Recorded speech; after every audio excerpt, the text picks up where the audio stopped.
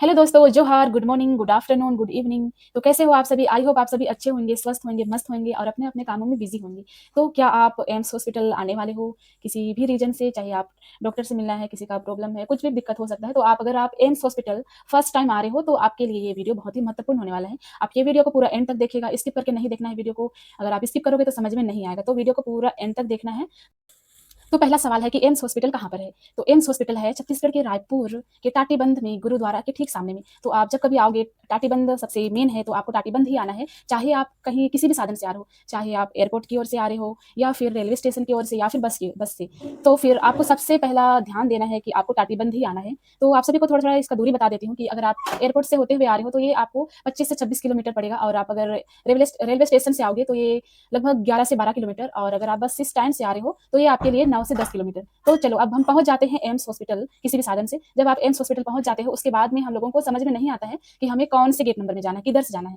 तो वहाँ total 5 gate हैं। गेट नंबर 1, 2, 3, 4, 5 और हर एक गेट के अंदर ब्लॉक में बटा हुआ है ए, बी, सी, डी करके। तो हम एक-एक चीज़ जानेंगे कि हर एक गेट में कौन-कौन सा काम होता है। तो जो मुख्य-मुख्य गेट है, उसी के बारे में बता रहा हूँ, 5 गेट मुख्य रूप से है। तो गेट नंबर 1 में मेडिकल स्टोर है, उसके अलावा शायद और कुछ-कुछ काम होता होगा, एकदम डिटेल में नहीं पता मेरे को इसके बारे में। और गेट नंबर 2 में जो मुझे पता है, वहाँ है आपातकालीन केंद्र। गेट नंबर 2 में है, ध्यान रखिएगा, आपातकालीन केंद्र। अगर कोई पेशेंट बहुत ज़्यादा परेशान है, बहुत ज़्यादा दिक्कत हो रहा है उनको, तो आपको गेट नंबर 2 में ही लेके जाना है। उसके बाद है गेट नंबर तीसरा, इसके बारे में नहीं बताती हूँ, नहीं पता मुझे। उसके बाद है चौथा गेट नंबर। ये सबसे मेन गेट है, जहाँ आपके लिए ओपीडी कार्ड बनेगा डॉक्टर से मिलने के लिए। रजिस्ट्रेशन का जितना भी प्रक्रिया होता है, सारा चीज़ गेट नंबर 4 पर होता है। और गेट नंबर 4 में एक मेडिकल स्टोर है, अमृत मेडिकल स्टोर, जहाँ से आप दवाइयाँ ले सकते हो। उसके बाद में गेट नंबर 5 में जो मेडिकल स्टूडेंट हैं, उनका हॉस्टल है, तो आपको इससे कोई लेना-देना नहीं है। आपको सबसे मेन जो गेट नंबर है, गेट नंबर 2 और गेट नंबर 4 इसी पर जाना है। अगर गेट नंबर 2 में तो पहले से बता चुकी हूँ, अगर बहुत ज़्यादा परेशान है पेशेंट, तो आपको वहीं लेना है और गेट नंबर 4। तो चलो अब हम जाएँगे गेट नंबर 4 के बारे में जानने के लिए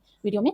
तो जैसे कि आप अभी गेट नंबर 4 पर अंदर की ओर जाने वाले हो, तो किन-किन बातों का ध्यान देना है, उसी के बारे में बात करने वाले हैं। तो गेट नंबर 4 पर जाने से पहले आप अगर घर में ही एक ऐप है जो एम्स का ही है, एम्स रायपुर स्वास्थ्य करके, उस ऐप को अगर आप डाउनलोड कर लेते हो और उसमें का जितना भी डिटेल फिल करना रहता है, वो अगर आप फिल कर लेते हो, तो आपके लिए ज़्यादा दिक्कत नहीं होगा। वो फिल करने के बाद आपको टोकन नंबर भी वहीं से ले सकते हो, ऑनलाइन ही ले सकते हो। तो ये अच्छा रहेगा कि आप टोकन नंबर भी ऑनलाइन ही ले लेना, ठीक है? अगर जो लोग ऑनलाइन नहीं ले पा रहे हैं, एम्स हॉस्पिटल में आने के बाद ये जितना भी रजिस्ट्रेशन का प्रोसेस है वो करा रहे हैं, तो उनके लिए भी मैं बता दूँ कि आप गेट नंबर 4 पर जैसे ही एंट्री करोगे, उसके बाद अंदर आने के बाद लेफ्ट साइड में देख सकते हो, बहुत बड़े पोस्टर में लिखा हुआ है, अखिल भारतीय आयुर्विज्ञान संस्थान करके, वहीं जाना है आपको और वहाँ बाहर में चेयर लगा के बैठे रहेंगे, उन्हीं से पूछना है, मतलब बोलना है कि हमें ओपीडी कार्ड के लिए बनाना है।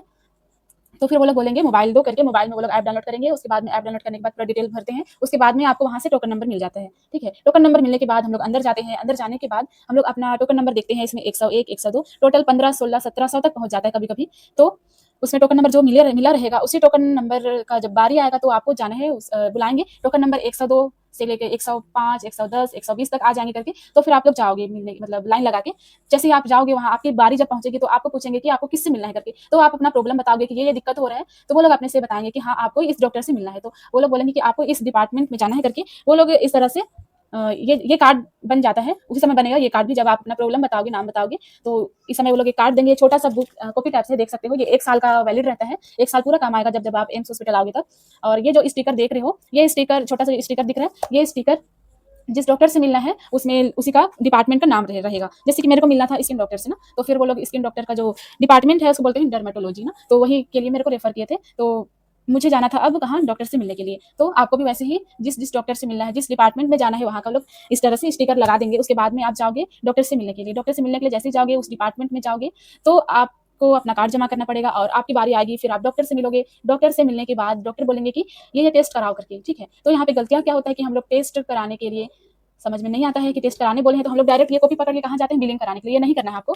तो अगर डॉक्टर बोला है कि आपको ये टेस्ट कराना है करके, तो उसी डिपार्टमेंट में आपके लिए उस टेस्ट से संबंधित एक फॉर्म मिलेगा, आपको वहीं मांगना है कि मुझे ये टेस्ट कराना है, इसमें लिख के दिए हैं डॉक्टर, तो ये फॉर्म दीजिए करके। फिर वो लोग फॉर्म देंगे और आप फॉर्म को भरेंगे। उसके बाद में आपको फॉर्म लेके जाना है बिलिंग कराने के लिए, पंजीयन कक्ष, वहाँ बिलिंग होता है और वहाँ से आप रिपोर्ट भी ले सकते हो। हाँ, एक चीज़ ध्यान देना है, जब आप टेस्ट का फॉर्म लोगे, तो वहाँ उनको पूछना है कि रिपोर्ट कब तक आएगा करके, क्योंकि कई सारा रिपोर्ट का टाइमिंग, मतलब दिन रहता है कि इतना दिन में आएगा ये रिपोर्ट। तो फिर आपको अगर जल्दी-जल्दी रिपोर्ट चाहिए होगा, तो आप पूछोगे कि रिपोर्ट कितने दिन में आ रहा है करके, ठीक है? इतना होने के बाद बिलिंग हो जाता है, बिलिंग होने के बाद हम लोग जाते हैं सैंपल देने के लिए, सैंपल दे देंगे, उसके बाद में रिपोर्ट आने के लिए टाइम लगता है कई बार नहीं भी लगता है। तो रिपोर्ट लेने के लिए अगर जैसे कि रिपोर्ट आने वाला है, कल बोल दिए हैं कल तक आ जाएगा रिपोर्ट, फिर आपको ना वो जो बिलिंग रहता है, टेस्ट का जो बिलिंग है उसको नहीं फेंकना है, उसी टेस्ट से आपका रिपोर्ट मिलेगा। तो जो बिलिंग है उसी कार्ड को, उसी मतलब पर्ची को देना है रिपोर्ट लेने के लिए भी। तो चलो और एक चीज़ मैं आप सभी को बता रही हूँ, ये जो स्टिकर लगा हुआ है, इस स्टिकर से रिलेटेड एक बात है। हाँ, अगर आपका 3 दिन हो जा रहे हैं, एक ही डिपार्टमेंट में दिखा रहे हो और 3 दिन से ज़्यादा हो, 3 दिन तक ही वैलिड रहता है ये जो भी स्टिकर लगा हुआ है, जिस किसी डिपार्टमेंट से लगा हुआ है, इसका 3 दिन ही वैलिड रहता है, ये बात आपको ध्यान देना है। इससे ज़्यादा दिन नहीं रहता है। अगर आप चौथा दिन आ रहे हो, मान के चलो चौथा दिन आ रहे हो, तो आपको फिर से टोकन लेके फिर से स्टिकर लगवाना होगा, ये बात भूलना नहीं है, वरना फिर आपको बहुत ज़्यादा परेशान हो जाओगे। तो ऐसा नहीं करना है, आपको 3 दिन हो गया है तो तुरंत से आप टोकन नंबर लो, ऑनलाइन भी ले सकते हो, ऑफलाइन भी ले सकते हो। तो उसके लिए आप एकदम जल्दी-जल्दी आइएगा, सुबह 5 बजे पहुँच जाइएगा, टोकन नंबर ले लीजिएगा। इतना जल्दी तो नहीं मिलता है, फिर भी 7-8 बजे से मिलना चालू हो जाता है टोकन नंबर। अगर फिर से डॉक्टर से मिलना है तो उसके लिए लेना ज़रूरी है। 3 दिन तक ही वैलिड रहता है ना, इसलिए।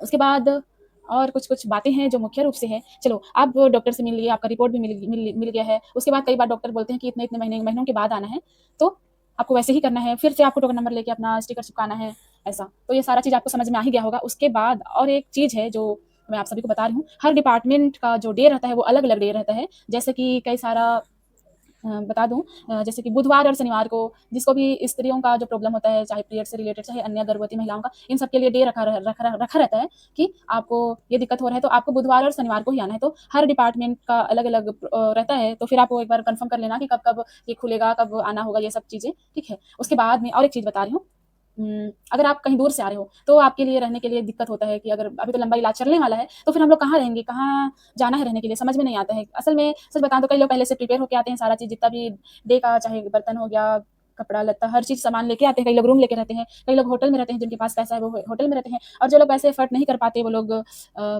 गुरुद्वारा में रुक जाते हैं। आप गुरुद्वारा में भी रुक सकते हो, 1 दिन का चार्ज लगभग 4 से 500 रहता है। तो फिर अगर आप रूम लेके रहना चाहते हो तो आप मुझे कमेंट ज़रूर करिएगा, क्योंकि हम लोग जब गए थे तो हम लोग भी रूम लेके रहे थे, क्योंकि हम लोगों का बहुत दिन मतलब लग रहा था।